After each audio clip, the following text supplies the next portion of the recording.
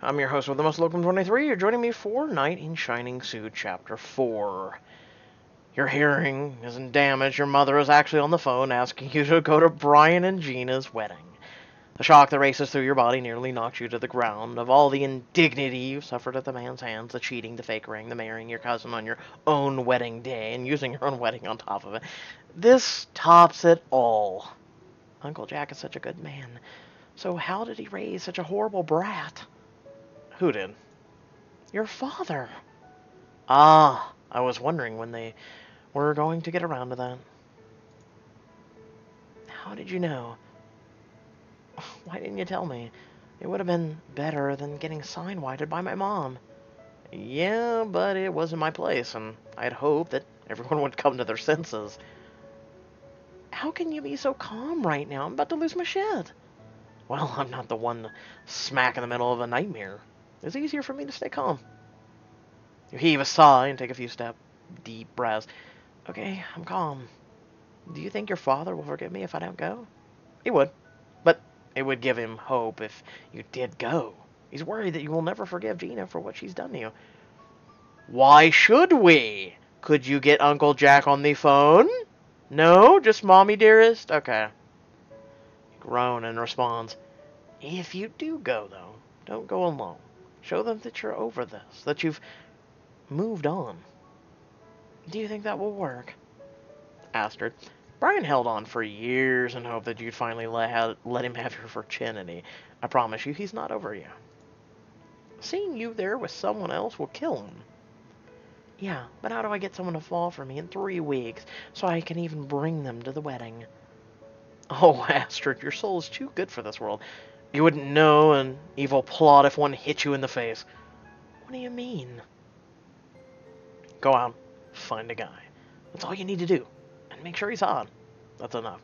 Oh, yeah, that's how life works. Just go out and find some hot, muscular stud.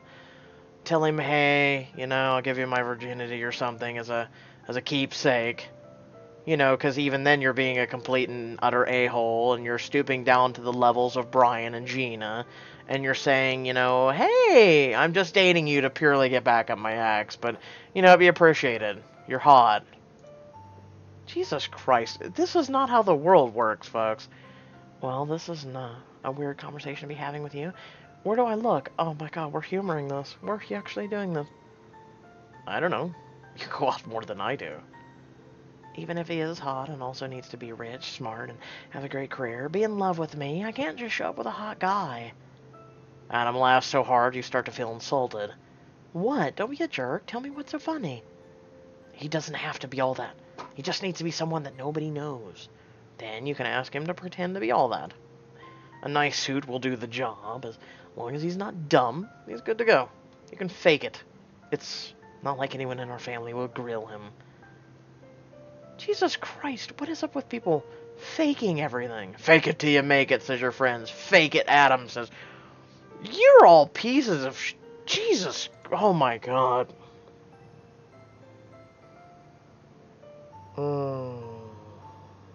Like I said, I don't feel like I belong on this planet. I really don't. I really goddamn don't. Well, I would, but I'll keep my mouth shut. Are you insane? Are you desperate? With a sigh, you slump back into your chair. If you can't get him to say yes on the whole charade, find an actor or someone who will and pay them. With what? 10 grand? That's how much I'm willing to pay to make you happy again. Whatever it takes to pull you out of this misery, even if it's just for one day. I will consider it. How long? A minute? 5 minutes? 5 days? I don't know. What if I said that this was a limited time offer? Then in 3 minutes, I'm rescinding my offer. Adam cocks his head to the side and shrugs. Panic rises. Okay, fine. I'll do it. I think you should talk to the ragtag crew you call friends, and they'll convince you this is the best way to go. Throw Adam a dubious look and start texting your friends. We're gonna meet at the oil rig. An hour later, you're at the oil rig surrounded by the excited chatter. Yes! This will totally work! company has to be classy, okay? You can't just show up with someone who doesn't know their way around a party. I don't plan on being there long. No, you have to rent a suite so that Brian is extra jealous that thought of you having sex already. That's not how this works. If you kept on to it that long, then tells me you're not going to run out and go, "Take me now, Daddy." That would absolutely kill him. Well, I don't know. That seems a little... No, you have to do it. He'll die a little inside. Do I have to stay the night with a stranger? Is that even safe? John gives you a look that speaks volumes about how stupid he thinks you're being. Yes, you're stupid because you're being innocent and, you know, precarious and precautious and all this other... Yeah. Don't forget the car and the clothes. He has to look perfect. Might actually know someone that will work. But will anyone in my family know them? It's important that he be a stranger or from out of town. Between the three of us, I think we've got this. You're nodding along, but deep down there's a tiny spark of doubt. What if this blows up in your face? What if we can't find anyone? We will. Trust us. Yeah, why not go with the jeweler that you had? 2 weeks later, you've struck out on every front. Everyone is busy with their own lives, and you're unable to find a job or a date. The afternoon crowd has waned, and the oil rig is nearly empty. Nicole is supposed to meet you here to discuss a new strategy. Your phone chimes. Sorry, Fiona is being a biatch, and I can't get away. Don't worry, we'll find a way. This is unbelievable. Why did I even agree to this stupid plan? I'm never going to find a straight guy to pull this off. Why do you need a straight guy? A margarita appears in front of you, and you look up. Behind the bar is every girl's fantasy, tall, dark, and delicious. Yes, it's you. Best margarita in town for the lovely lady. Oh my god, am I listening? This guy's freaking gorgeous. Yes, it's the guy you ran into the other day. The bartender holds out his hand and flashes a brilliant smile. Hi, I'm Ryder. I work here, and you are? In need of another margarita? He smiles. The smile makes his cheeks dimple. Coming right up. Astrid, pleased to meet you. Nice to meet you, Astrid. I hope we can be friends. Blush heats your cheeks. I'm sorry, I'm a little shy. I must seem so awkward. Spending time talking to a beautiful woman isn't something I'm going to complain about. I imagine you get that a lot? You'd be surprised. I couldn't help but overhear. What is a stupid plan that you agreed to? To find a straight guy? Not just a straight guy, but a straight guy who's willing to do anything for a couple grand? Oh, Jesus Christ. You're not doing porn, are you? Well, it's not porn, but it does involve playing the part of lovers. Now I'm intrigued. You wouldn't believe me if I told you. Try me. Nothing. It will just sound pathetic. It didn't sound like nothing. Okay. What would you say if I told you that I'm trying to hire a man to play my date at my ex-fiance's wedding to my cousin? Ryder's eyes move around in shock. I'd say maybe I should cut you off because you may have had a little too much to drink. I wish. My friends and I have been searching for nearly a month now, but no joy. Why would you go to that wedding? Family expectations, but I can't show up without a date. That would just be extra humiliating. Tilting your head to the side, you give Ryder a quick look up and down, and maybe he'd work. Oh, that's right, just, yeah, get the bartender. Hey, if I asked you, would you help me? The nerves flustered in your stomach are played down by the sudden boldness of your question. It's now or never. I'll pay you. I can make it worth your while. He chuckles and leans forward.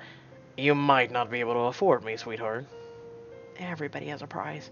10 grand, one night. You'll just need to rent a nice suit and a nice car and have a diamond ring. I'll give you half up front. You're really that desperate? Oh, I guess money does buy everything, doesn't it? Take a deep breath and nod, the words caught in your throat. Why the ring? My fiancé gave me a 2-carat ring when he proposed. Said he worked hard for it and that it represented how much he valued me. It was fake. When I found out, I rushed out of the shop, crying like a baby, ran into a stranger, and made a complete ass out of myself. Yeah, I'm guessing they screwed up on the stranger, and they made him the stranger. Ryder pauses for a moment and gives you an enigmatic smile. It takes me a moment on words I don't know. I've heard it. Enigma, but enigmatic smile. There you go. And you think I would fit the bill to make your ex jealous? You're 100 times better looking, taller, and much nicer, so yes, I think you'd work. Ryder's expression softens, and he traces a finger across your cheek, catching a tear that slipped from your lashes. Alright, I'll do it. You name the time and place, and I'll be there.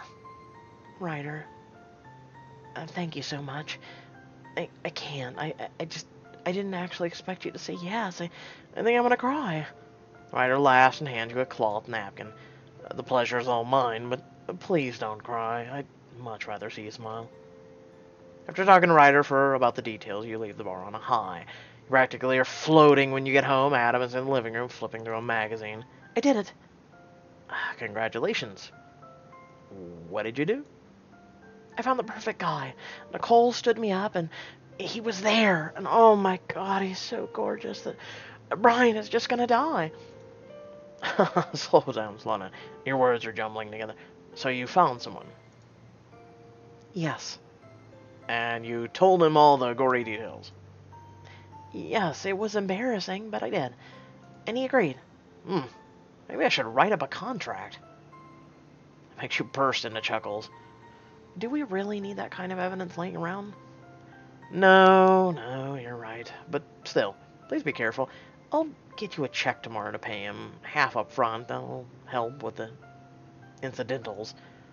You're the only person I know who would call renting expensive toys incidentals. Adam smiles and ruffles your hair. I'm glad to see you happy. I don't know what I would do without you. Thank you. You lean in to hug Adam and then trail through the house, humming a happy song, with Ryder's handsome face still swimming in your mind.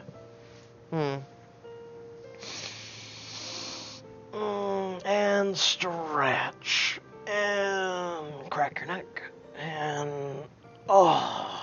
okay. So I hope y'all did enjoy the video.